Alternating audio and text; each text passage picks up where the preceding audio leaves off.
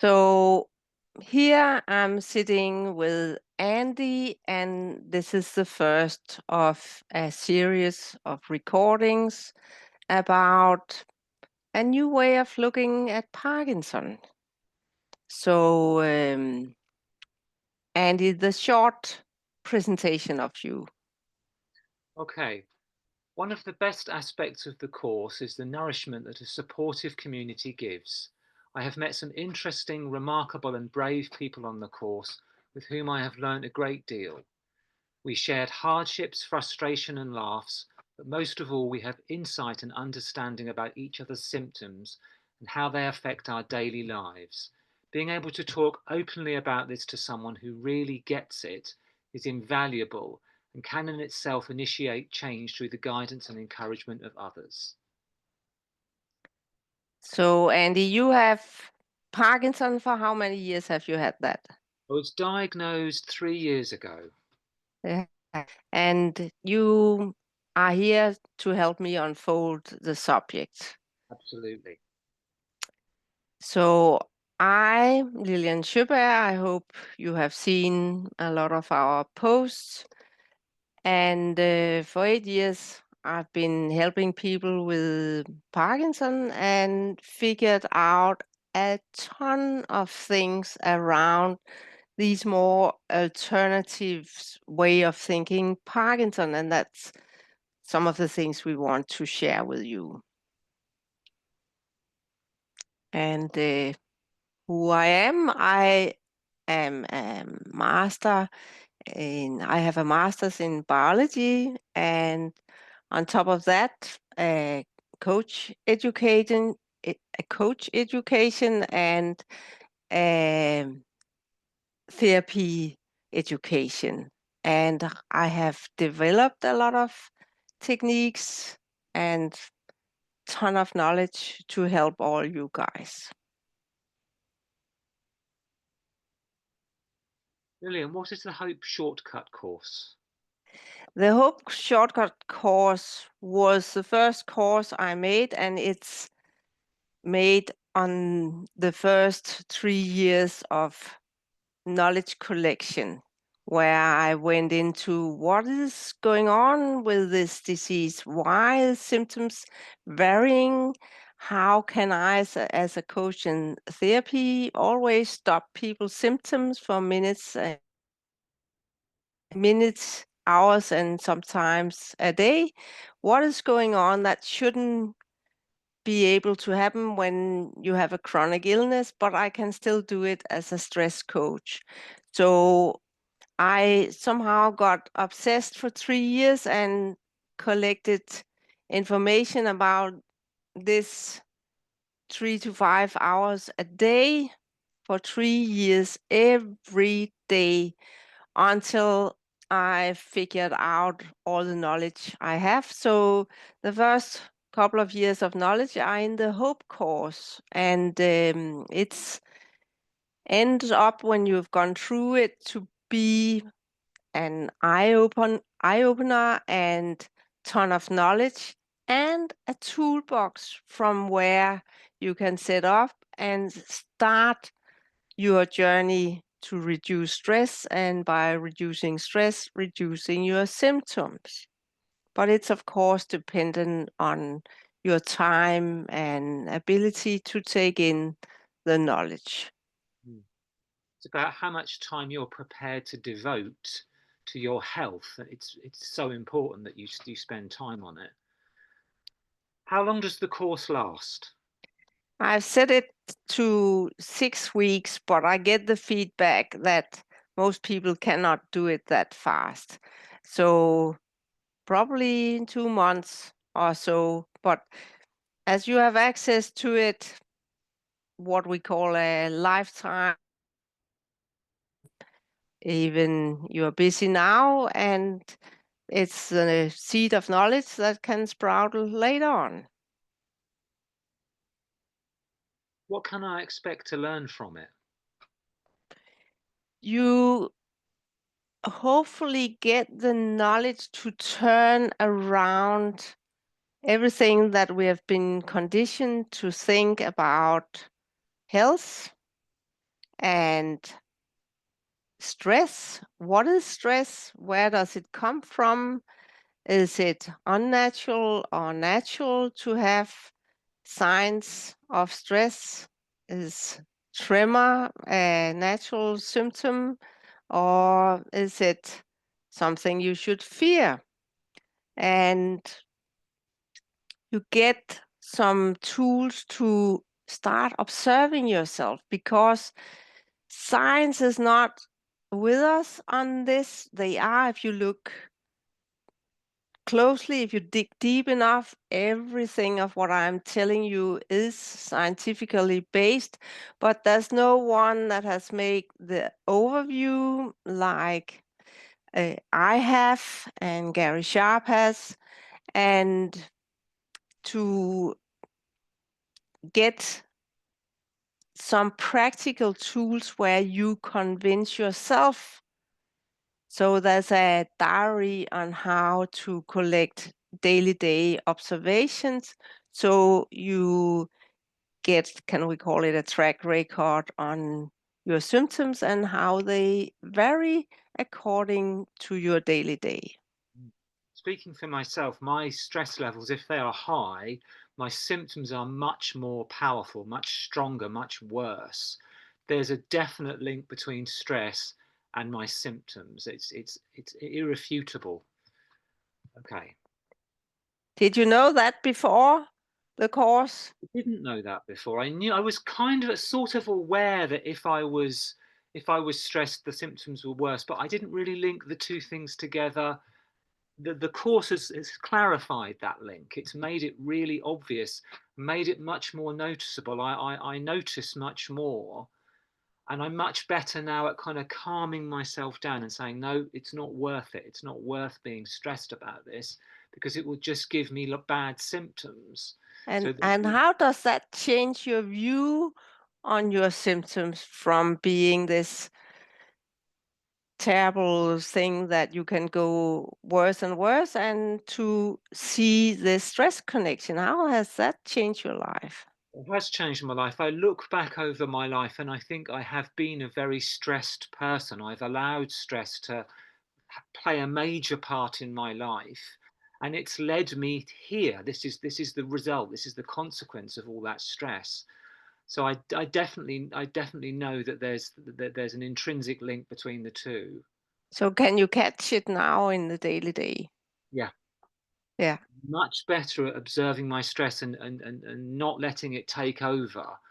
I'm in charge of it rather than it being in charge of me, which is a So, much better way to be.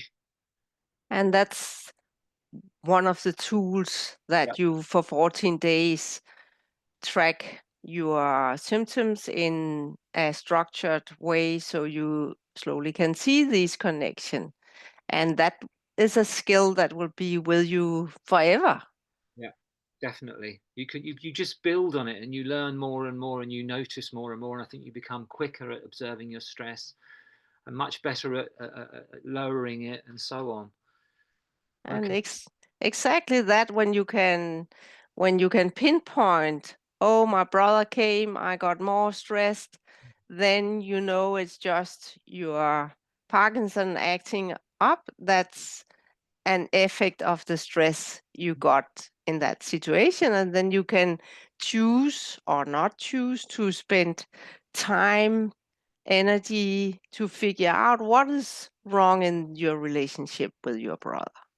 So, and sometimes we choose to use a lot of time, and sometimes we say, no, it's not worth it, but it's a lot better to see these connections. Definitely, definitely. Okay, next question. What are group calls? Group calls, it's in my work with all these 3 years I talked about, I found out that people with Parkinson are actually pretty lonely people, in the regard that it's only 1 in 1,000 that has the diagnosis. If you to that add that it's approximately 1 in 10 in the whole population that are looking to these can we call it body-mind connection, stress situations connection, then it's, if you add or divide, or what's called multiply these two, you get 1 in 10,000 that both have the diagnosis of Parkinson and have these alternative viewpoints and want to learn more. And if you live in a small city, town, maybe you're the only one. Even you live in a bigger city, there's not a group or forum with people that are collecting that sort of knowledge. So you are met in your Parkinson groups with the traditional viewpoint. And that's very hard, because if you come to a meeting and there's 20 people and you're the only one that can see the stress relation and the other are carrier of the traditional viewpoint of Parkinson, that you cannot become better. It's too much for your mind and thoughts, and people are leaving these groups because it's too much. And then we meet Sundays and are this little group of people that share these alternative thoughts, that mind and body is connected, that stress has an impact, that you can do a lot yourself. I think most of the more conventional Parkinson's groups are very negative, and the diagnosis is such that you think I'm going to decline and that's my only option. Whereas I think, having done the course, I believe that I have a choice now. I can choose to lower my stress and get better, or I can choose to just give up. And I'm not prepared to give up. I want to get better. But I can ask you, how did you think about the community? I That loved it. I loved it, Lillian. It was excellent. It was such a positive, reinforcing, life-giving thing, because we understood each other so well, and you felt like you had so much in common with these people, and you felt like you could really be yourself and open up, and it was fantastic. so why do you have a little stop now? Why do I have Why you have a break now? a break now? Yes. So we'll maybe see you when it's back to autumn again. Well, hopefully before. Good. I'm glad to hear, Hopefully. because I offer courses that sort of need to have a break to digest all this and figure out what are in their capability to change and what is not. And so they take some time and do whatever they have figured out and test a lot of things, test the toolbox you get with the course. And then you realize that there's some things you don't know what to do about, and then you can take in some more information and knowledge. It's a long process, but it's a process where you feel like you're going in the right direction. You're going in a positive, life affirming direction rather than a negative, disintegration, degenerative direction. And it does take a long time. I mean, I know this is going to take me a long time, but I'm very happy to do the work involved, definitely. And becoming a little better is also fun, I guess. It's fantastic because you have breakthroughs, you have moments where you think, I can do this, and I couldn't do this 6 months ago, and now I can do this, and that is just the best feeling in the world. And then there's another thing that I also, for me, has started to emerge, that because we're more people, there are also more people to collect that knowledge. Mm. So it also become knowledge sharing, where people try out different things and come back and report how is this and that working. And me, as because I'm in all the meetings, all the online live courses, I get all that knowledge. So I also learn from people, and that means we accumulate this good knowledge. Absolutely. So that could, for example, lead us into that you just have felt the benefit of a very simple thing that we can share here. This about dividing your pills. Yeah. Yeah. I mean, I was taking my pills as prescribed and finding that I was going through a roller coaster every single day where I was feeling over medicated and then I was wearing off and having horrible wearing off symptoms where I get terrible tremors, my breath becomes very difficult to breathe. I get dyskinesia in my neck when my head moves around. I mean, these symptoms are familiar to people with Parkinson's. Um, but what I've done is I've halved my pills and I take them slightly more frequently. And I found that this has leveled out my days. I feel much better. I feel there's less of the up and down, which is just horrible and exhausting and has a knock on effect where you don't sleep very well. And so things have changed for me. This is very recent, actually, and it's much better.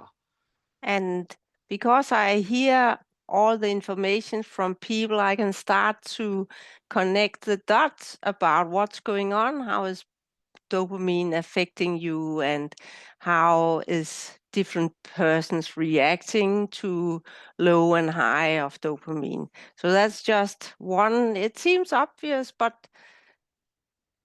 when people don't know it, it's have a big impact.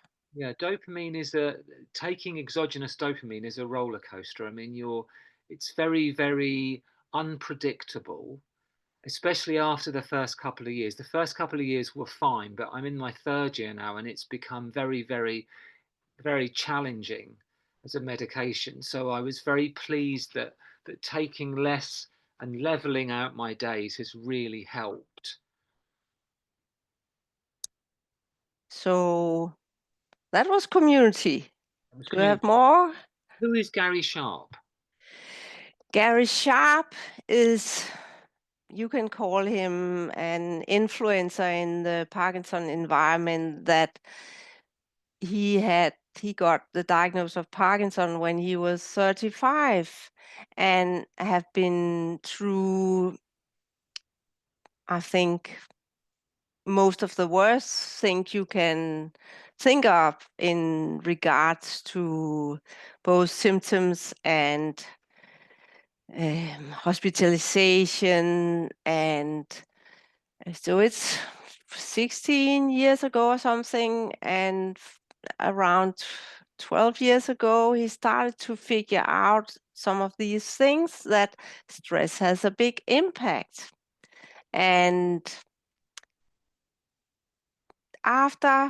from these 12 years ago, he made a web page where he collected all the knowledge he gained, everything he has tried, how it worked. He has made videos.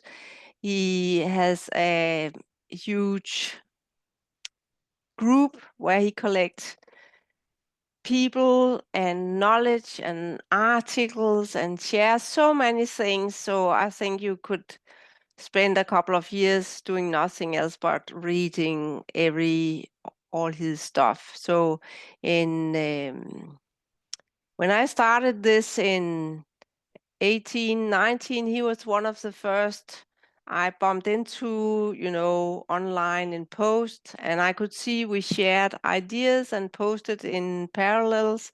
And then during COVID, my, at that time, very new company, I spent some years before I made the company where I collected knowledge, and then I thought I must share this, and I must start to help people. And in COVID, things sort of settled down. People were not ready to invest in themselves. So I was on the point of giving up, and I posted that in a comment to Gary, and he started to help me. He cross-posted some of my things. So in 22, I got my first clients after this. And then I thought I had to meet this person. He lived in a nursing home because he had a pretty advanced form of Parkinson. And I visited him in this nursing home, and we talked about how we could spread this, and we start making a course portal where the Hope course is on, and he has a course with all his experience. We have a small common course, and he, for example, guided me to make my stress test electronic. So that's a little teaser where you can find out who are you in this, what type of stress do you have, and then half a year later, I online started helping him with therapy, and been doing that for 2 years. Now he is helping himself with some of the knowledge I gave him and other things he collected. And time will tell when he will break free of his last. He has whole body off and on symptoms, and not going into too much detail with his personal. It's a matter of time before he break free. If it takes months or year, we have to set it free. We are making history here, and you can say he and you are one of the first waves of this new movement, or whatever you can call us, where we nerd with stress as a way to become free of more and more stress symptoms. Just remember, guys out there, that stress is a natural sign, a natural reaction of symptoms. So we'll never get completely free of it, but to reduce it to a more, can we call, normal level like most people have. So I can ask you, how is it to be part of a movement? So it's actually a pretty big change in the view on health. How does that feel? It's very exciting, Lillian. I keep coming back to the same thing. It's because it's positive, because I feel like I'm progressing, I'm going forward, I'm not, it's complete change of mindset. And it's fantastic. I'm really excited actually.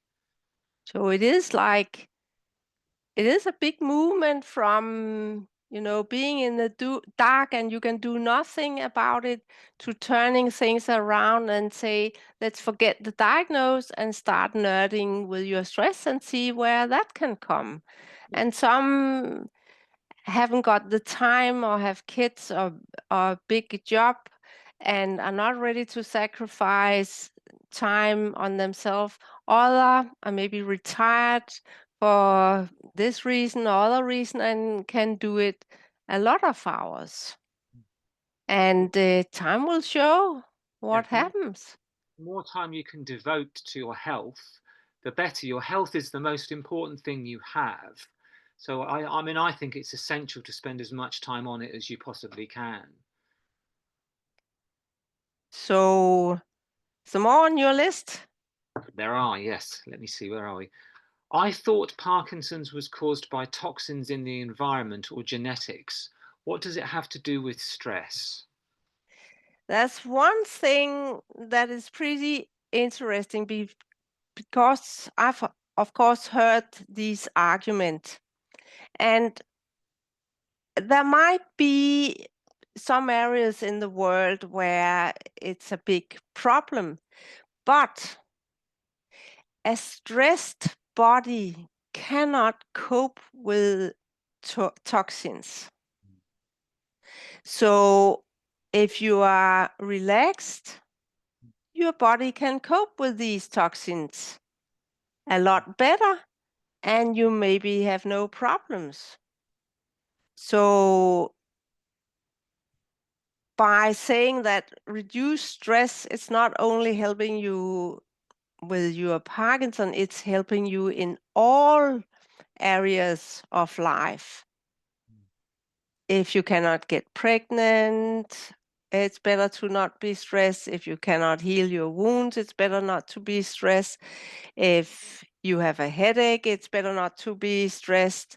Tinnitus, and even viral or bacterial infections have a bigger problem to get to you if you are unstressed, then your immune system is working. If you are in stress, that's the whole idea with stress, that every bodily function that is not to do with short-term survival is put on pause. And that's everything from your memory, your vision, your digestion system, your immune system.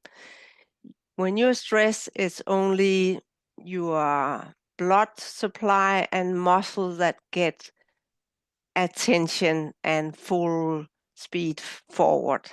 Everything that's not needed for you to run from here to a safe place is simply shut down.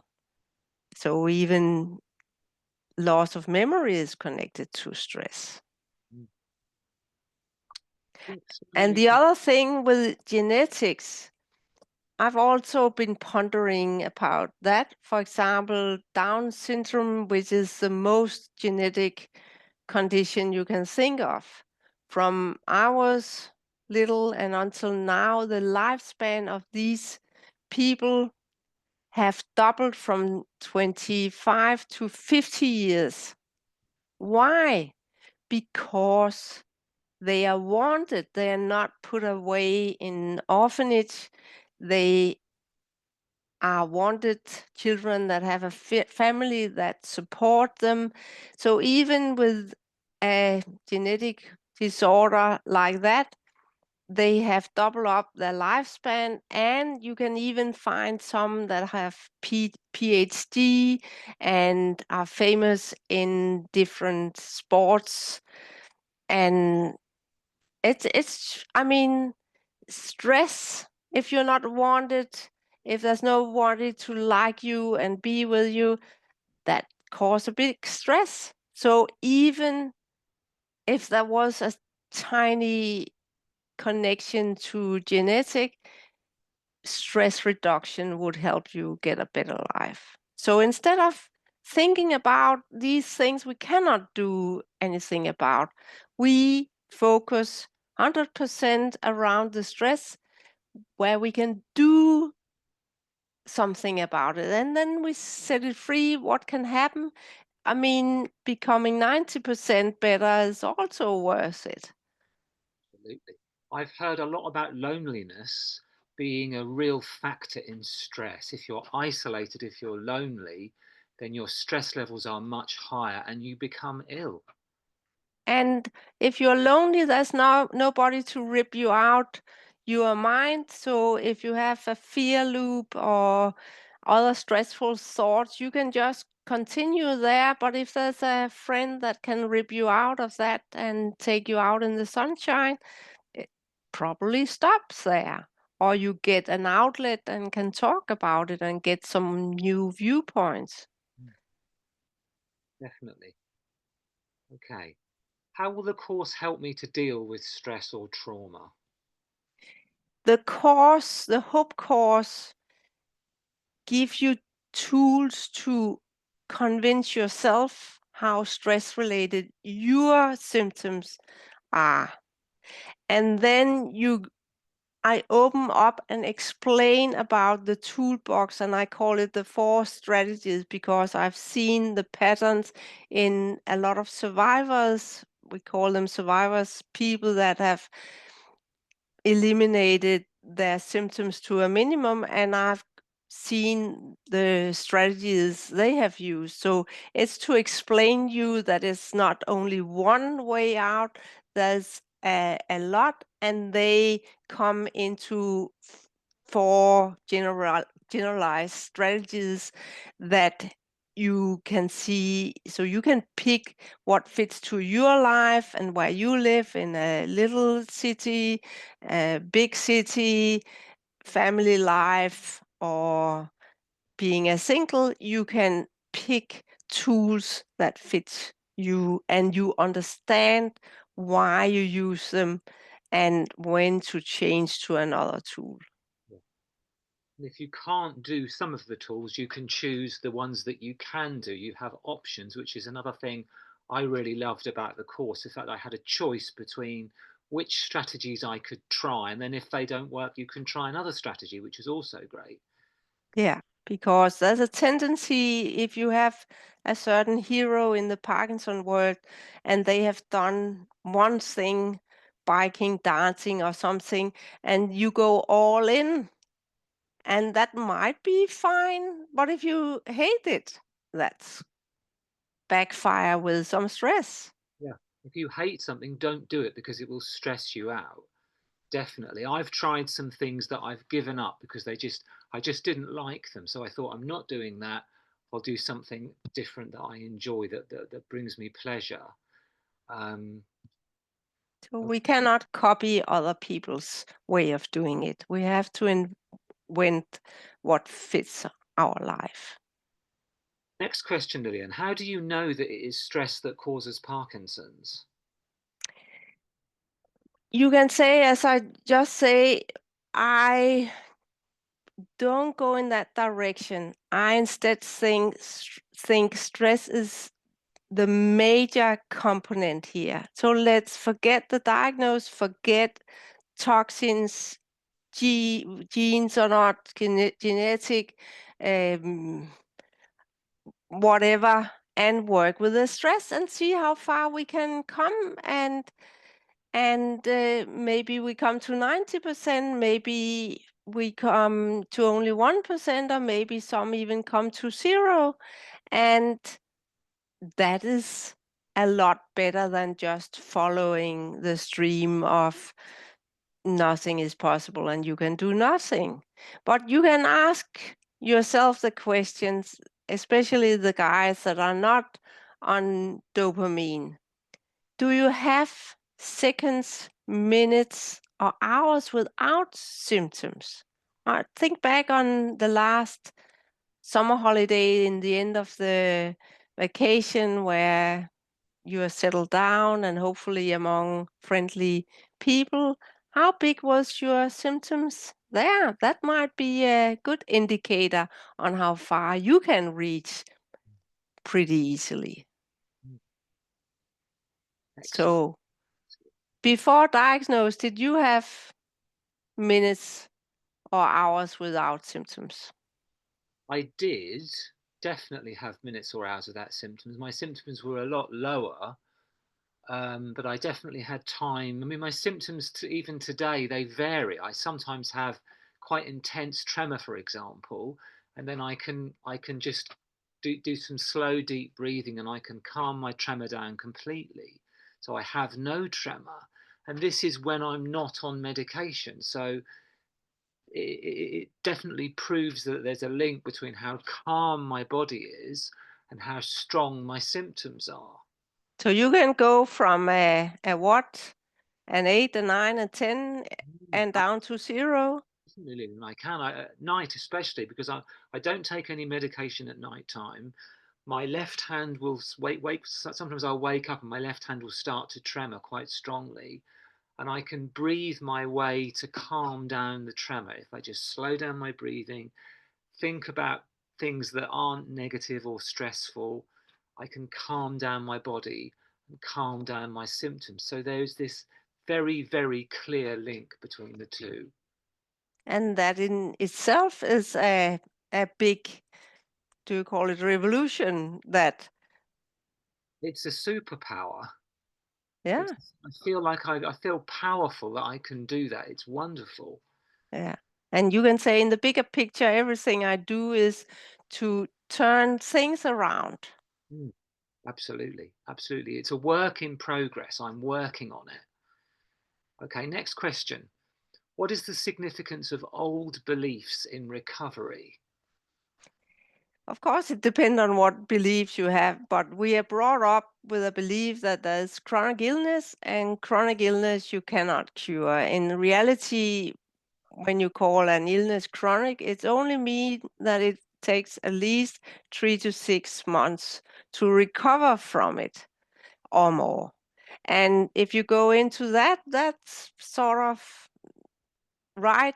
The day that the whole world realized it, I would guess that you could stop symptoms from becoming worse if a person went directly to the realization, oh, I've got stress symptoms, and got help from spouses, family, friends, family doctor, neurologist, and all other knew it. So you can say that's another, this part of, we are in a revolution here, a health revolution. It is that it unfortunately takes some years to go from this old belief, you can do nothing, it will be forever, it will be worse, and to the new belief, there are so many things you can do. And right now, it's emergent. When I started 8 years ago, I could see and hear no open opinions from, for example, doctors and neurologists. Now people actually report back that their neurologists start talking about fight, flight, and freeze, our instincts, that people come back and telling that they have been ordered to go to a gym, and that some doctors are becoming informed of this big stress link. So in 8 years, we have got some cracks in the old belief. And that's something Gary Sharp have learned me, that teach me that there's something called common knowledge. That's what we believe in the big society. And then there's private knowledge. It's when you, for example, share the story that you can stop your tremor in a few moments by doing relaxation techniques. So a lot of the people with Parkinson have the private knowledge that they can relax themselves, and that impacts their symptoms, but often family, friends, neighbors, doctors haven't felt it themselves, so they only know what is written. Being recording this, we are breaking the old beliefs, and more private opinions are validated, so people can feel seen and heard and start breaking it out to the spouse they trust, friends they trust, and then slowly the theories say when you reach about 30% that got this new knowledge, yes, Parkinson's symptoms is very dependent on the stress level, then it will crack open to the rest of the population very fast. So it will be in the next 10 years we will witness this. So the cracks are there, they are few. Neurologist is coming forward. I've heard it mentioned in speeches here and there in a few sentences that something is going on, and they talk about the stress that break the camel's back and is the one that starts it all. But here in Hope Shortcut, we dig deeper all the time, figuring out what is the layer of stress behind. And if you take in childhood trauma and job stress and what have you from a whole life, things start to make sense. Sometimes a trauma that's quite profound can be something that other people would think is quite insignificant. Yeah, This is interesting. Something that's really stayed with you for years can be a very small, tiny thing that someone else might say, "Oh, well, that's not stressful." But if it was stressful to you, then it's a trauma. It's a stressor. yeah. And as I use this example, if you see a little child playing with a puppy, it seems sweet and nice, but you don't know if that little child actually had some seconds or minutes in fear because the dog is as big as them. So it's like us meeting a polar bear. Who knows? It's time will tell how it affect that child. Absolutely. Next question. What can I expect after going through the course?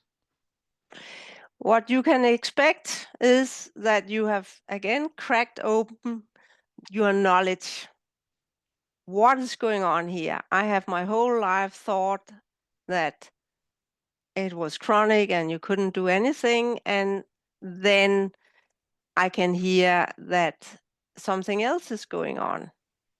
And then it's a matter of your time. How much time can you spend? How much time do you want to spend? What's your priorities? Um, do you feel supported from spouse and friends? Do you bump into the right courses to develop it further and dig into this knowledge? It's dependent on a lot of things. It's a little like when imagine that you didn't know how to lose weight and you find a book, a course about how to do it, and then it's a matter of willpower, time, and all these things. Do you continue that travel or do you put the course aside again? It's it, not up to me, but that's why I invite people to come to the community and meet more people because, again, the small cracks in beliefs and your own observation that symptoms vary. When you meet a group of people that have the same, it's like, okay, I'm allowed to think this. I can have these opinion, and then it can grow more and more. And I have a range of different courses. We'll probably come into it in other of these discussions. The course changed me in a fundamental way. It's completely shifted my attitude. I think it's really essential to be very open-minded and allow new knowledge to come in and change your, it will change you really, it will change you. And that's a good thing. Change is excellent. It's a good thing. So it's like stepping into a new world, and Yeah, you will never be able to go back to you. Maybe some I can hear some still in the doorway. Should I believe my neurologist? Should I believe this new knowledge? And people can stay there for some time, but hopefully they take the full step in and do the job, reduce their stress. absolutely. Okay, one last question. For how long do I have access to the Hope shortcut once the course is over? You can say it takes these, depending on your time, 6, 8 weeks to come through, but you have sort of what's called live access. That means as long as my web page exists and my company exists. So I would guess it's 10 years time, but it's better to take it pretty fast. Of course, you can come back, but we all know that life unfolds around us. So do the job now, and you have more good years after. Definitely. I couldn't agree more. Okay, I have a quotation which is going to lead us into our next discussion next time. And this is from a book called Stuck on Pause by Dr. Janice Hadlock. And the quotation is, "Everything depends on me. This is described as a powerful thought stream for many people who are using self-induced pause mode, is self-orientated, even isolationist thinking, such as, it's up to me, I'd rather do it myself, and if it's going to be done right, I'm the only one who can do it. This struck me as very important because it's often the way that I think people with Parkinson's think or have thought in the past, that it's up to me, I have to do this, I'm the person in control, I'm the perfectionist, I'm the only one who can do this right. This thinking is very, very, well, it's toxic really, because it makes you stressed. But this is a discussion for another time. It's a big subject. It's a big subject, so I hope it's a little teaser to find the next what's called edition, the next version of this discussion, and see what that brings. So with this, Andy and I will say hello and thank you, Andy, for helping me to bring out this. It's difficult to have these conversations yourself You're very welcome. by myself. You're So thank you for bringing this alive. very welcome. Yes. Have a good day and